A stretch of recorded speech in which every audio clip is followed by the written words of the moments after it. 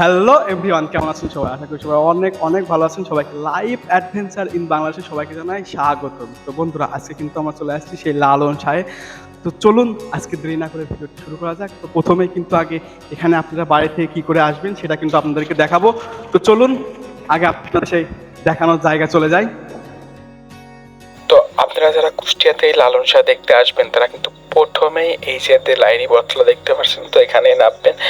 আর এখানে নামলে মোটামুটি নামার পরে আপনি যে কোনো অটো রিক্সা অথবা ইজি বাইক যে কোনো কাউকে বললে কিন্তু সরাসরি এখান থেকে লালন শাহে নিয়ে যাবে।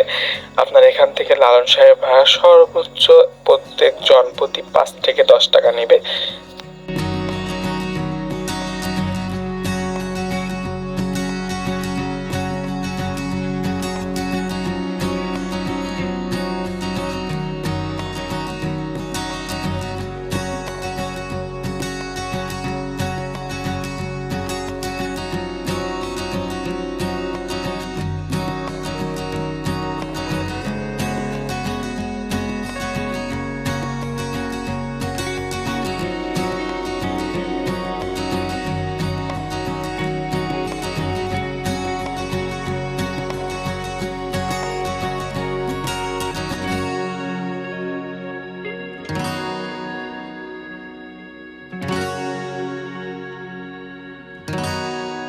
কিন্তু এটা কিন্তু প্রবেশ গেট, আর এটা কিন্তু লালন শাহের সেই কবরস্থান ভিতরে রয়েছে। তো আমরা কিন্তু প্রথমেই সেখানে যাব, তারপরে কিন্তু দেখানোর চেষ্টা করব। তো প্রথমে কিন্তু এই যে আমরা সেই প্রবেশ গেটে কিন্তু আমরা ঢুকে পড়েছি। যে দেখতে পাচ্ছেন সামনে একটা আপনার লালন শাহের কিছু কবরস্থান, তার শিষ্যদের কিছু কবরস্থান কিন্তু সামনে রেখে দিয়েছে। তো চলুন আমরা এখানে যাব।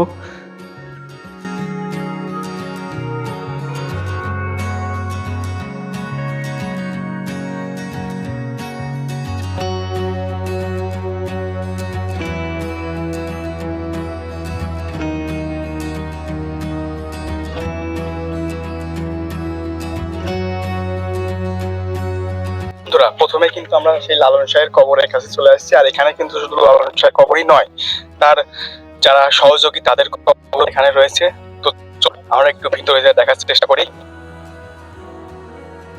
যে দেখতে পাচ্ছেন এখানে কিন্তু লালন শাহের যারা সহযোগী ছিল তাদের কবরস্থান। এখানে কিন্তু নাম আর তাদের মৃত্যু তারিখটা দিয়ে দিয়েছে। আর ভিতরে ঢুকতে আজকে বারণ আছে, কারণ সবসময় ভিতরে ঢুকতে দেয় না। তো আমি আপনাদেরকে একটাই উপদেশ দেব, যদি পুরো লালন শাহের সুন্দরভাবে ঘুরতে চান তো অবশ্যই অবশ্যই করে আপনি মেলার দিনে আসবেন। এখানে কিন্তু 1 মাস ব্যাপী মেলা চলে।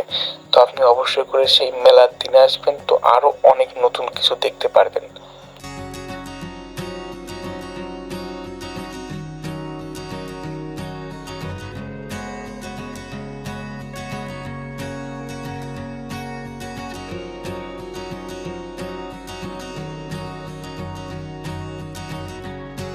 আর বন্ধুরা, আর আপনারা যারা এই যে বিল্ডিংটা দেখতে পাচ্ছেন, এটা কিন্তু অতিথিশালা।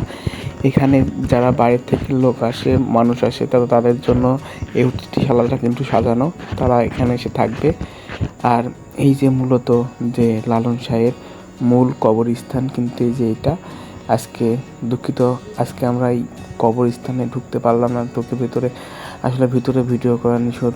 নর্মাল সময় এখানে ভিডিও করতে দেয় না, দেয় শুধুমাত্র যখন মেলা হয় তো তখন ভিডিও করার অনুমতি থাকে।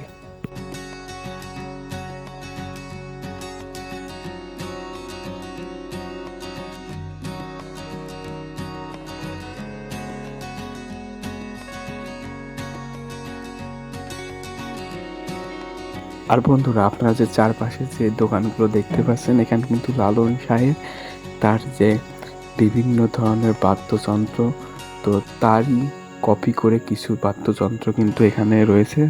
তার ব্যবহৃত অনেক বাদ্যযন্ত্র কপি কিন্তু ওখানে ছিল। আর এই যে মাঠটা দেখতে পাচ্ছেন, এই ফাঁকা মাঠটা কিন্তু পুরোটাই অনুষ্ঠানের জন্য।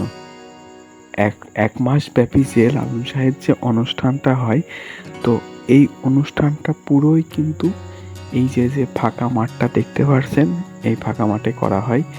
আর এটা কিন্তু এই ফাঁকা মাঠের সাইডে একটা রাস্তা, যেটা কিনা মঞ্চের দিকে চলে গেছে। এই যে আমার সামনে যে ইটা দেখতে পাচ্ছেন, ঘরটা দেখতে পাচ্ছেন, এটা কিন্তু মঞ্চ।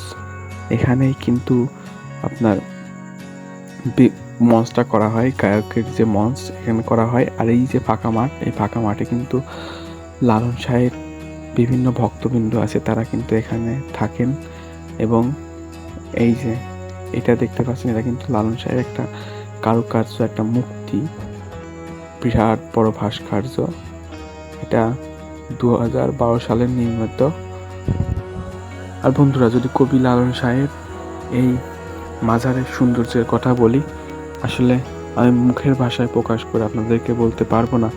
অবশ্যই আপনারা নিজ উদ্যোগে এসে দেখলেই বুঝতে পারবেন। তবে আমার তরফ থেকে বলবো, খুবই সুন্দর এখানকার এই পরিবেশটা।